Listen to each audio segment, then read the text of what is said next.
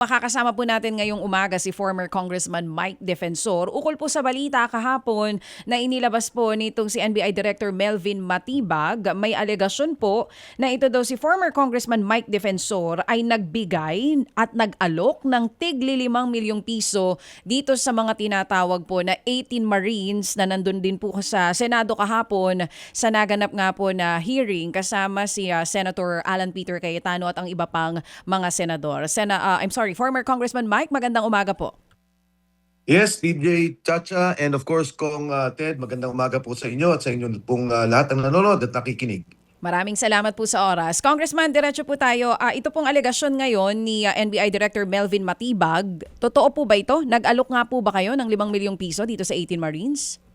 Alam mo, DJ Chacha, nung una ko itong marinig at narinig ko si Senate President Alan Peter Cayetano, binanggit niya na Marites. Ngayon nakita ko na yung mismong affidavit. Ang nangyari pala, ikinwento daw sa kanya noong isa sa 18 Marines na sinasabi niya, no, na binan niya, no, bali Salindo itong nagsasalita.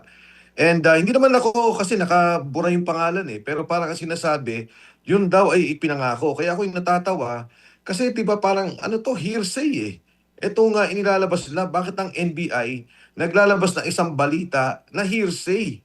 At ilalabas niya to at itataon niya sa mismong hearing ng Blue Ribbon Committee na kung saan lalabas ang 18 Marines. Halatang halata na ang gusto lang gawin na isiraan nung hindi na mapigilan na lalabas yung 18 Marines sa komite, ayun, siniraan na nila at sinasabing may 5 million.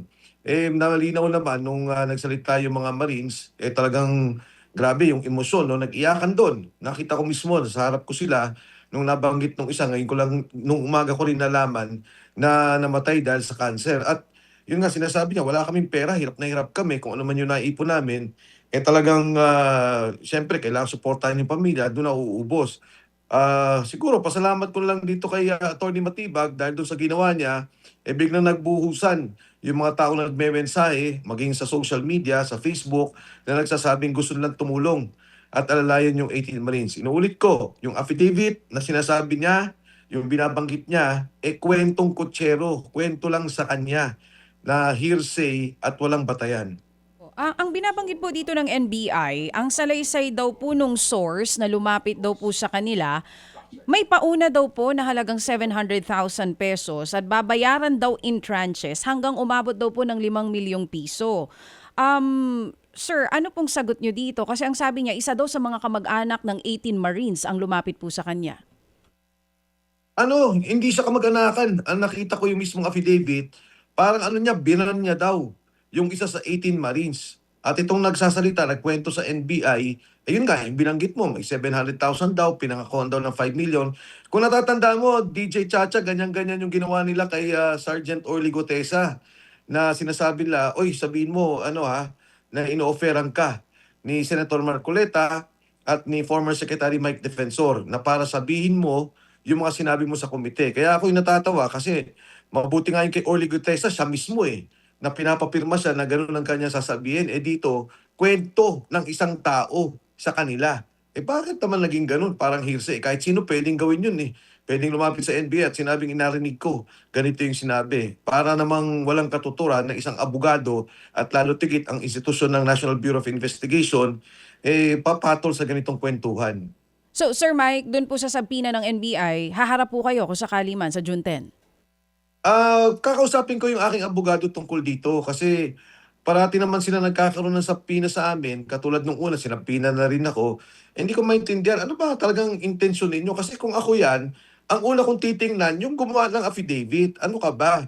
Kwento lang pala sa'yo yan O turo mo sa akin, mag-record ka, o meron bang mga messages. Pagkatapos, mismong yung tao, kung gusto nila, puntahan nila yung 18 Marines, kung sino man doon, sinasabi nila, yun ang kailangan tingnan. Bakit yung kwentong kutsero, kahit na ba sino lumapit sa NBI, magkwento, pwede na, tapos imbestigahan mo na yung inakusahan? Parang hindi naman ata tama yun. So, hindi pa po kayo sure doon sa pagharap ninyo sa June 10? Ang sapina kasi ng NBI, hindi naman yan sapina ng korte. Mm-mm. Kailangan ko lang i-discuss sa aking abogado kung paano namin titingnan to. Pero sa akin, katawa-tawa. Walang batayan, kawawa namang NBI, imbis na ginagamit yung kanilang pondo para sa tama, imbestigan yung binanggit ng 18 Marines. tingnan nila yung CCTV, hanapin nila ginagamit nila sa ganitong mga bagay na kwentong kutsero. Oo. So, may mga lumalabas po kasing balita nung una na walang problema sa inyo, nahaharap kayo do'n kung sakali man. Pero ngayon, depende pa po ito sa magiging ugnayan ninyo sa inyo pong Hindi, abogado. hindi ako natatakot na umarap, Mhm. except nung nakita ko nga yung mismong affidavit, para naman bakit gano'n? 'Di ba, parang ba't nila bibigyan ng halaga yung gano'n, at ako bilang sinasabihan na tinuturo ako, parang double hearsay na para sa akin yung gano'ng kwento. Parang ang hirap naman patulan. Pero bagamat gano'n, wala yan, hindi ako natatakot diyan, walang ibig sabihin yang kasong yan. At, katulad ng sinabi ni Senate President Alan Cayetano, talagang parang marites yung naging, kuwentuhan. Oo. Sir, ang sabi niyo nga po hindi totoo yung 5 million pesos. Pero para klaro lang din po sa mga nakikinig sa atin, may tulong po ba pinansyal o kahit anong klaseng tulong na ibinigay po kayo dito sa 18 Marines? Basta ako, tumutulong sa 18 Marines. Nung umpisa pa man sinabi ko na yan, hindi ko naman yan tinatago. Mhm. Dahil ang sinasabi ko sa kanila, yung, nangyari kay Sergeant Orly Gutesa, hindi ako papayag na yung pamilya natatakot nila, binabantayan nila yung bahay, maging si Sergeant Orly Gutesa nung una proteksyon naging detensyon. So ako tumutulong at marami ding tutulong. As to the amount, hindi ko masabi kung ano sasabihin mo na gaano kalaki ba yan kasi madami sila 18 'tong mga sundalong 'to, at hindi ko naman kaya na tulungan ng buo ang lahat ng pangangailangan. Pero hangga't kaya kong makatulong sa kanila, tutulong talaga ako. Oo, hindi niyo po masabi yung amount. Pero yung tulong po bang ibinibigay niyo sa kanila, is it weekly, monthly, pangkain po ba ito, pangrenta ng Hindi, bahay? wala. Basta tumutulong ako sa kanila, and marami pang tutulong sa kanila. Marami din tumutulong 'no, kahit naman nung nakaraan. At yung mga nakikinig po, yung mga nanonood, iniisip pa ho namin papaano gagawa ng isang pondo para sa kanila, para kung sino yung gustong mag-donate at umalalay dun sa 18 Marines ay welcome po. Maraming mga nagsi-signify na sila mismo magre-raise ng pondo Mhm. para maalalayan yung 18 Marines. Oo. Kung Mike, tama nga no, nung huling namin kayong kausap ni Manong Ted, nabanggit nyo na rin po yan na talagang kayo very honest and open na tumutulong naman talaga kayo dito sa 18 Marines na ito dahil naniniwala kayo sa kanilang ipinaglalaban. Kung di na po natin maalala kung gano'n na, kung anumang halaga yung naibigay na, kailan po yung huli na nagbigay kayo ng financial help sa kanila? Nung huli siguro nung, after silang lumabas, hindi naman ako nagbigay ng financial help. Inalalayan ko sila, in fact nakita nga pa nga yung kotse ko dun, yun nga yung naging bateyan dun sa NBI.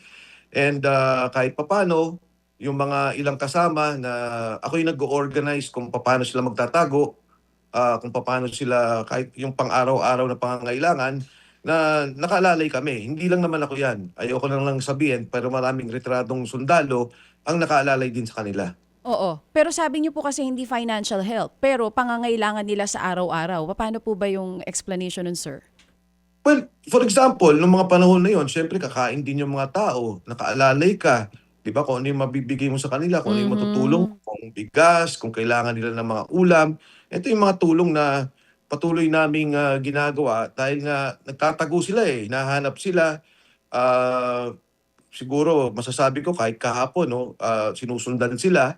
So ito yung patuloy na kailangang gawin para maproteksyonan 'tong mga sundalong 'to. Oo. So at least klaro po, hindi financial help. Halimbawa kung kailangan po ng pagkain, bibili kayo at yun ang ibibigay sa kanila.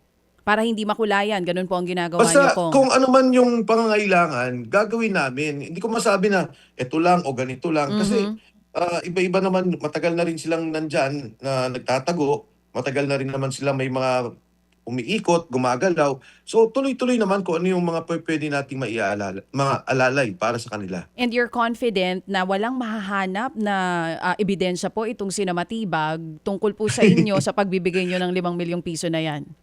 Alam mo, kahit na magbigay ako ng lagpas pa sa 5 milyon, kahit magbigay ang kahit sinong tao ng pera sa kanila, hindi yun problema. Kunyari kami, pribado ko, o may Mhm. tutulong na pribado sa kanila, hindi yun illegal. Pero kahit na nga sabihin mo na ganung pagtulong, hindi rin totoo yung sinasabing 5 milyon. Kaya yung tulong namin, tuloy-tuloy kami tutulong. Kung sino man ang gustong tumulong, hindi po illegal yan. Walang masama, at kung naniniwala kayo sa adhikain nila, sa kanilang mga sinasabi, at naniniwala kayong kailangan silang tulungan, wala hong problema yan. So, yung pagtulong hindi ho illegal yan. yung sinasabi ni Atty. Matibag, huwag kayong maniwala. Ang gusto niyang palabasin, siraan yung mga Marines na may kapalit na pera yung pagsalita. Wala pong ganon. Ang mga sundalong to, hindi nakinabang noong mga panahon na bigay ng pera. Ang mga sundalong to, nagtrabaho para sa bansa. At kung nagsasalita sila ngayon, ito po ay patuloy dahil sa kanilang paniniwala na serbisyo para sa ating bansa. Yung nakita nilang korupsyon, ay nakita nila itong palang pagdi-deliver ng pera ay konektado rito. Kaya ngayon po sila nagsasalita. Yan ang importante sa ginagawa ng ating kasundaluhan sa ngayon. Makasingit lang ako, Sec Mike, dito nga sa resources para nga sa pang-araw-araw na pangangailangan ng 18 Marines. Ano ba setup ngayon diyan? Sila ba ay nag-uuwian sa kanilang bahay o meron silang safe house? Paano ang kanilang gastusin doon? And sino nga ang kanilang saan ang gagaling ang kanilang araw-araw na subsistence? Kung Ted, sa ngayon, siguro ang pinakamasasabi ko lang, hindi isang safe house, umiikot-ikot ang pagtulog nila. May mga umuwi, bumabalik, pero meron silang safe house na iniikot, hindi safe houses na kailangan sila magtago. So mula doon, may mga tumutulong na umaalalay dito sa mga sundalong to. So kasi security question na Ted yung kanilang concern sa ngayon, kaya medyo ingat din ako pati kahapon nung kanilang pagpunta, kung saan magkikita, paano pupunta doon. Kahit ako, limitado yung aking kaalaman. Alam ko lang kung saan kami pwedeng magtagpo para alalayan sila papunta ng Senado. Yung imbitasyon ni Senador Erwin Tulfo para sa kanila on Monday's hearing, may impormasyon ka ba kung sila sisipot? Alam mo Ted, hindi naman natatakot yung 18 Marines na sumipot. Ang tingin ko, ang question lang dito, ano ba talaga itong Blue Ribbon Committee? Ngayon, ako personal, binanggit to ni Atty. Baligot, sabi nga, teka lang, kailangan i-question yung, ito'y internal ng Senado at batay sa kanyang pananaw at sa aking pananaw, malinaw yung ating saligang batas na ang majority makukuha lang nila kung meron silang 13. Sa ngayon, hindi na nakuha. Maging ang Senate Presidency, malinaw naman na ayaw nilang kunin.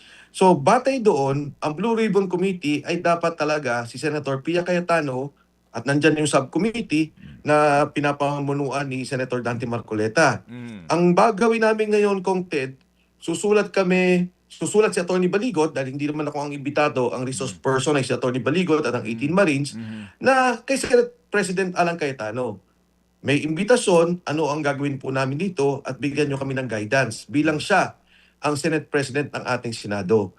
So, yan, Ted, ang isang confusion dyan. Ngayon, kung pagharap, wala kaming problema In fact, maganda nga, magharapan talaga, no? Kung talagang gusto nila, let's say, lahat, magkita-kita sila sa isang, sa Senado, pupunta ang 18 Marines at talagang kung gusto nilang tanungin.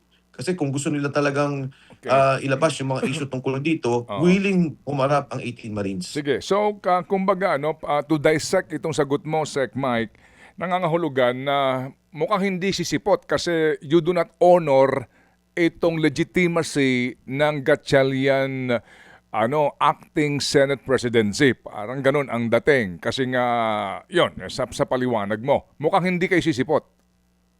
Well, kung Ted, sa akin, para lang maging malinaw at hindi naman ang galing sa amin yung desisyon, we will write Senate President Alan Cayetano at siya magbigay ng guidance sa amin. Okay, sige. Pero just for the information of everyone, alam mo naman siguro ito, Sec Mike, kahapon, yung hearing sa Senado, wala pong staff ng Blue Ribbon Committee, no? Wala yung transcript, wala yung recordings, not even doon sa official website ng Senate, hindi ito carried kasi nga, ang Committee Secretariat, ang kanilang gagampanan na hearing ay yung sa Monday.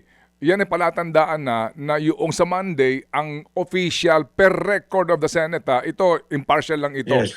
Kasi kahapon, walang record yun, Walang record yun kasi nga hindi siya considered official per Blue Ribbon Committee Secretariat. So yun ang sitwasyon natin ngayon. So kailan kayo magkakaalaman kung sisipot sila sa Monday? Importante rin kasi yan para sa lahat ng tao na nakaabang dito sa hearing na ito kasi nga ironically yung presiding officer sa Monday isa nga sa mga nababanggit ng 18 Marines.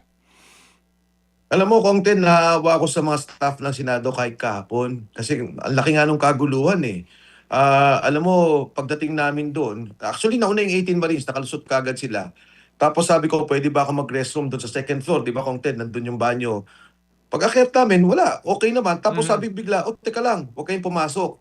I-clear namin. Parang sabi ko, hindi, andyan lang yung restroom, 5 meters away. Mm. Anyway, biglang nagkagulo, nakita ko nung bumababa, nagkaroon ng harangan. So, naaawa ako sa Sergeant at Arms ng Senado, naaawa ako sa mga staff ng Senado. Dahil talaga nasa gitna sila ng kaguluhan. Yung sinasabi na walang staff o secretariat ang Blue Ribbon, tingin ko nandyan yung pressure na yan eh. Na Aha. yung iba pumasok, yung iba naman nandun. Tapos yung binanggit mo nga, no, si Senator Erwin, yung isa sa mga nabanggit nun sa 18 Marines, narinig ko rin siya. Sabi niya, kung ako yan, papapilahin ko yan, pagsasampalin ko yung mga ah, Sergeant at Arms, sabi niya, kasi pinabayaan ng pumasok. So, nakakalungkot, pero ang importante rito, nadinig yung mga 18 Marines, narinig ng taong bayan. Kaya nga nung kahapon, nung interview ko, sabi ko, kahit naman umattend kami, walang problema dun sa Lunes. Sige. Pero ang problema nga, sana may guidance kami ng Senate para Alright, lang sige. Oo. malinaw. Sige. Oo. Kaninyo, importante, narinig yung 18 Marines. Puntahan na natin tong hearing kahapon. Una, ano reaksyon mo doon sa binabanggit ni Kong Pepito Alvarez na ang hinala niya kung bakit nasama yung pangalan niya doon sa umunit tumanggap na mali-malitang pera dahil nga sa ikaw ay ang iyong tauhan daw lumapit sa kanya para i-endorse yung impeachment ni Marcos Jr. at hindi siya pumayag kaya gano'n na nangyari. Well, una, Kong Ted, si Congressman Pepito Alvarez, kaibigan ko rin naman yan. Wala kaming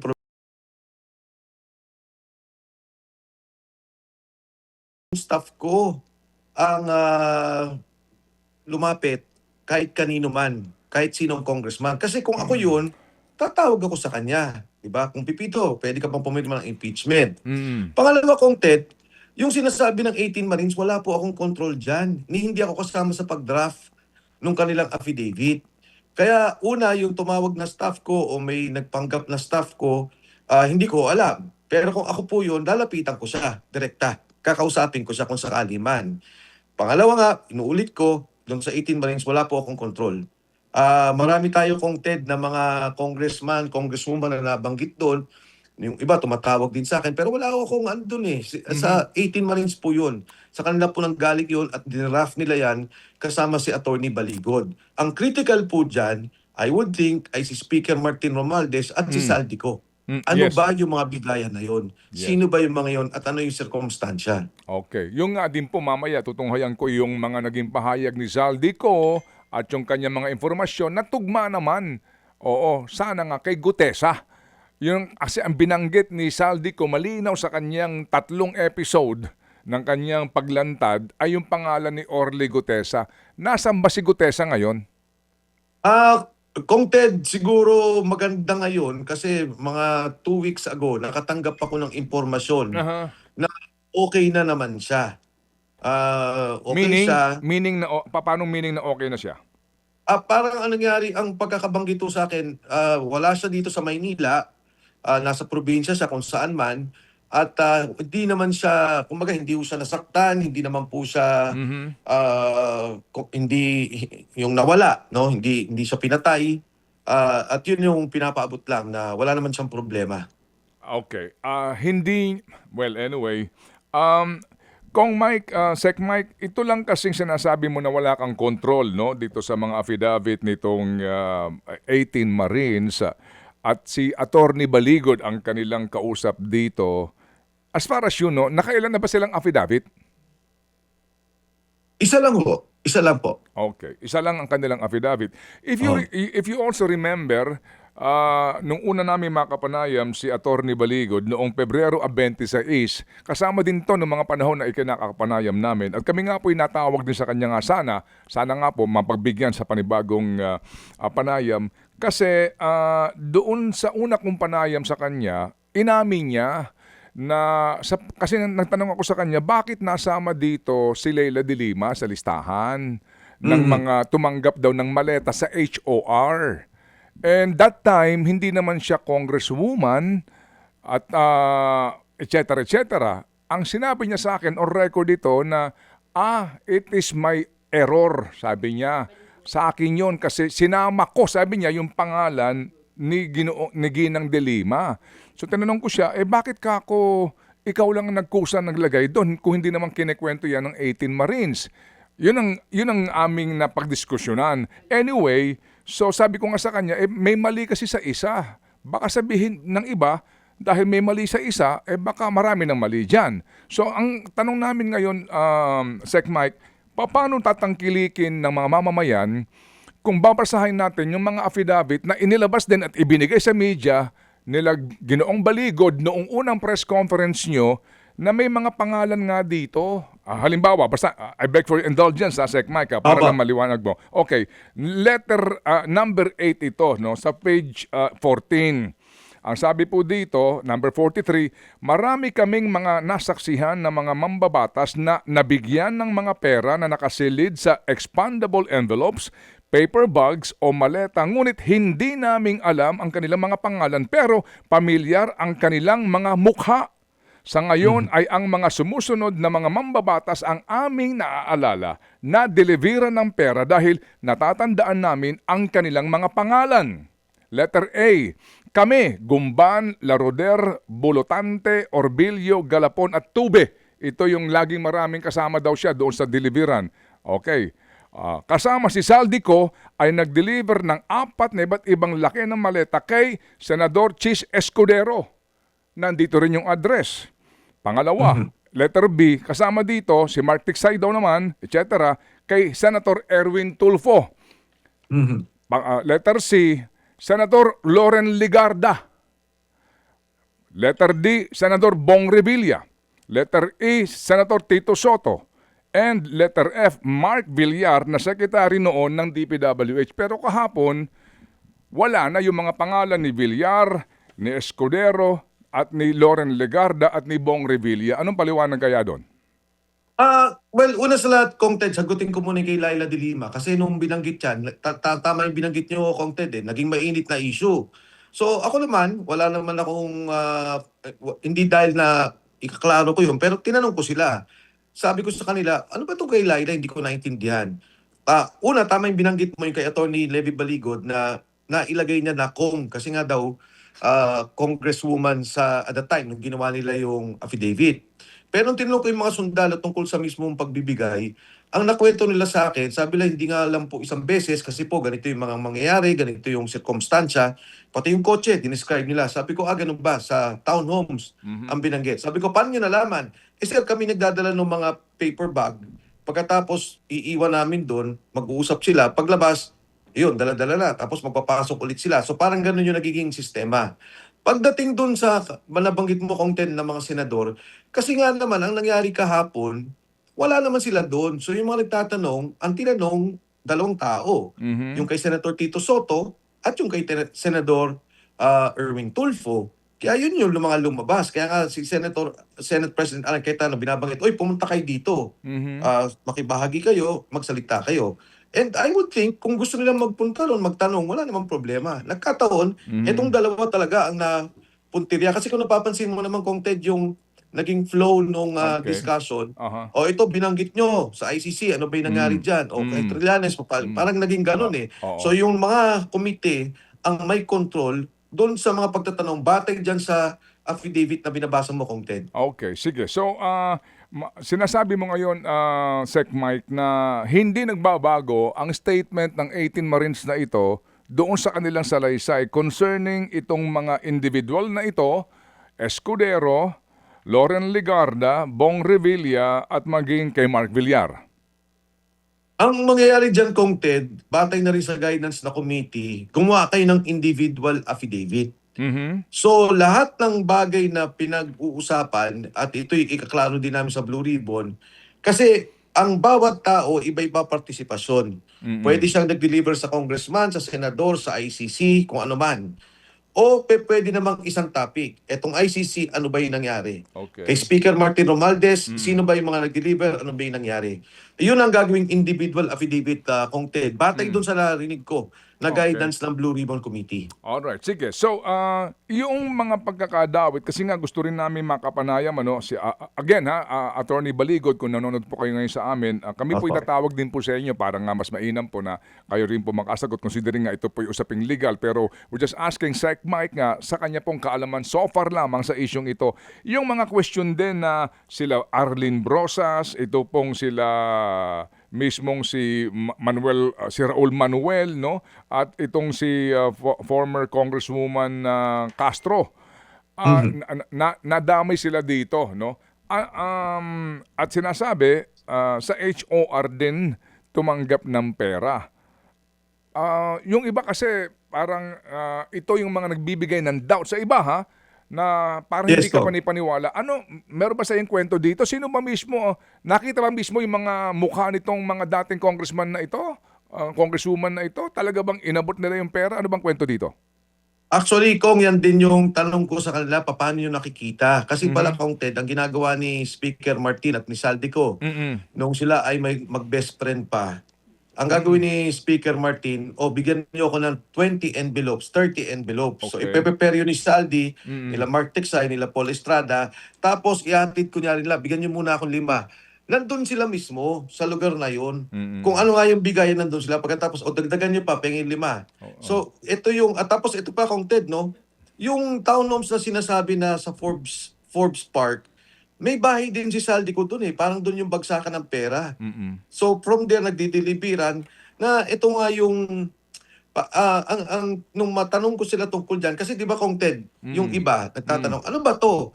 Sabi ko hindi ko talaga alam. Pero maaaring nung Christmas break, oli kayo punta kayo dito, meron kayong bonus. Uh-huh. So maaaring hindi naman to related din naman sa kontrata o kung anumang project, pero totoong may bigayan at papapatunayan nila. Yung iba, tinanong ko, ba't yung iba kilala nyo, yung iba hindi? Kasi sabi nila, sir, nung kasubsugan ng Quadcom, siyempre nakikita nila yung mga sikat na congressman. Mm. Kasama yung boss nila, nakikipag-usap. So yung iba, hindi nila matandaan. Yung iba, natatandaan talaga nila. Yung kay Orly Gutesa lang, kunyari, Kong Ted, sabi ko, ba't mo alam yung delivery sa Valley Verde na si Kong Eric Yap? Sir, first time ko nakita. Sabi 46 na suitcases. Tapos sabi nga kapon, medyo mali, 52 daw. Sabi niya kasi sir, para dalhin yung ganong karaming pera, first time ko nakita. Kasi tinanong ko, sino ba to? Ay, si Congressman Eric Yap po yan. Ako nga, sabi niya, tinignan daw niya. Sabi niya, ako nga si Congressman Eric Yap. So, ito yung mga, kwento nila na, sa palagay ko, no, kahit tanungin naman sila kung Ted ng sa Blue Ribbon Committee o kung ano man hearing, ganun pa rin yung kwento nila. Normal, walang kagatal-gatal, at malinaw, walang pagtatakip o kung anumang pagsisinungaling. Bakit si Eric Yap hindi nasama dito sa affidavit ng 18 Marines? Kasi, kung Ted, yan yung affidavit ni Sergeant Orly Gutesa. Ang kwento kay Eric Yap, hindi binigyan. Si Eric Yap ang nagdala sa Valley Verde. Nagdala daw siya ng mali, ang dami daw dalawang o 3 bulletproof. Tapos nakita daw binababa at nandun daw mismo si congressman. Kumbaga, Sabi ko, paano mo nalaman? kumbaga nag-remit. Nag-remit, Kong Ted. Yun yung kwento naman doon kay Sergeant Orly Gutesa.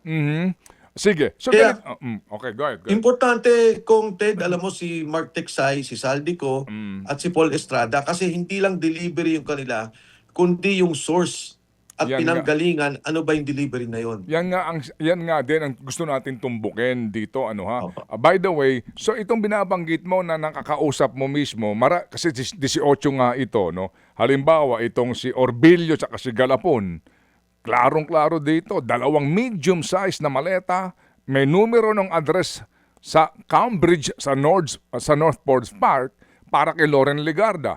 So kapag sinabi natin, kitang ito mismo, paninindigan nila na nag-deliver sila ng maleta para kay Loren Legarda. Ganun yung yung provision doon sa affidavit. Ang nakalagay po sa affidavit, kung aking natatandaan, binanggit mo 5 senador at sinasabi nila kung ano yung circumstansya. Pero ang kaibahan na Kong Ted, kasi kunyari kay Erwin Tulfo o kay si Tito Soto, di ba, parang ilang beses dito, 2, dito 1. So kailangan nilang individualize yung Aha. kwento nila dito. Opo. Oh, sige. Anyway, yun nga, yung abogado ni Saldico, well, surprisingly, humarap kahapon, ano bang balita mo kay Saldico? Kailan mo siya huling nakausap? Siya ang key man dito para talaga maikwento niya ang lahat. Kasi mamaya babalikan ko nga yung kanyang statement na siya mismo naghatid at meron ng kompetasyon ilang bilyon ang inihatid umano kay Martin Romualdez at maging kay Pangulong Marcos. Kung Ted, naalala mo yung huli nating interview, kung di ko na... yun po yung huli namin mga pag-uusap ni Congressman Saldico. Ang tanong mo sa akin, naharap ba siya Oo. sa impeachment kung sakali? At ang Oo. sagot ko sa iyo, yun ang nakuha kong commitment sa kanya. Kung kinakailangan, harap siya. Pero sa ngayon po, kung Ted, sa totoo, hindi ko ho siya makontak at wala po akong communication sa kanya. At pinipilit ko pagpaabot ng komunikasyon na kung pwede, opisyal, makapag-attend siya, kundi kaya i-apostil yung kanyang mga Okay. binabanggit para magkaroon ng legal na pinanghawakan ang Okay. Blue Ribbon Committee. Alright. So, nakaantabi nga din tayo at kami nakikipag-ugnayan din sa kanyang abogado. So ngayon, Opo. Sec Mike, itong 18 mga Marines na ito, dati sila mga tauhan at bodyguard nga at umano ay errand boy, no, taga-deliver ni Saldico. Itong mga ito nawalan ng trabaho dahil sa umalis kay Saldi, pinaalis ni Saldi o dahil sa nawala si Saldi? Ito kong Ted, ang pagkakaalam ko sa kanila, nung wala na si Saldi, may trabaho pa rin naman sila. Pero I think recently, dito itong taon ata na to, nawala na yung marami. Yung mga buong staff ni Saldi ay tinanggal na dahil nga wala na rin si Saldi Oo. at siguro sinara na rin yung mga negosyo. Okay, sige. So ito, 18 ito, Mike, na mga individual at pamilyado. Kaya nga, ang pinag-uusapan dito, sino ang kanilang benefactor, kumbaga, no, tumutulong sa kanila. So sa ngayon nga, ang sinasabi na ikaw mismo daw ang tumutulong dito. Pero ang tanong nga namin din sa ngayon, Mike, dito ngayon sa dami ng kaso mo na kinakaharap, ano ang inaasahan mo in the days to come? Meron na bang lalabas na arrest warrant laban sa'yo? Sabi nila, Kong Ted, may lalabas na daw na arrest warrant. Pero alam mo, Kong Ted, no, simple lang naman yung kwento rito Wala akong panawagan na mag-armas, magrevolusyon, pabagsakin ang gobyerno. Ako nagsasalita tungkol sa korupsyon. Nagsimula ako magsalita nung lumabas Sergeant Orly Gotesa at ngayon tumutulong sa 18 Marines. Hindi naman ata tama sa isang demokrasya na kung galit ka lang sa korupsyon, ikaw ay gigipitin ng gobyerno. Alam mo, Kong Ted, yung kaso ng pagnanakaw o yung korupsyon sa flood control, ang nakasuhan lang nila 6. 3 ata doon, may witness protection program pa. Pero yung mga nakasuhan na nagsasalita tungkol dito sa anomalya, sa flood control, yung korupsyon, 40 na ang nakasuhan. Iba-iba. Illegal sedition, sedition, unlawful utterances, cyber libel, yung sa amin, ni Senator Marcoleta, meron pa kaming plunder. So ito yung nakakalungkot na tinitira nila mismo yung mga nagsasalita sa korupsyon. So content ako, tuloy lang, laban lang. Ganun talaga. Katulad din kayo ni DJ Chacha, noon pa man. Diba? Kumbaga, nagsasalita kayo ng katotohanan lang. Walang partisan, wag namang gipitin. Hindi naman ata tama yun. Freedom of speech, freedom of expression, demokrasya po tayo. Wag naman pabalikin yung martial law na ginawa ng yung kanyang ama na si Pangulong Ferdinand Marcos. Okay, Sec Mike, salamat sa inyo pong panahon at muli kaming tatawag kung kinakailangan para po sa inyong panig at dito nga po sa mga binabanggit na mga development sa kaso po ng 18 Marines. Salamat po, Sec Mike. Kong Ted, maraming salamat. DJ Tacha, good morning po sa inyo lahat. Thank you. Former Congressman Mike Defensor. At Secretary din po yan mga kapatid ng Secretary po ng DNR at maging ng Housing Department. Mga kapatid, patuloy po kayong tumutok sa 105.9 True FM para sa totoong balita, impormasyon, music and entertainment. Mag-subscribe sa aming YouTube channel at podcast at sundan nyo kami sa Facebook, Instagram, X at TikTok sa True Network PH. Bisitahin din po ang aming official website, truefm.ph. At panoorin din kami sa True TV Signal, Channel 19. Kami po ang 105.9 True FM. Laging true sa'yo, kapatid.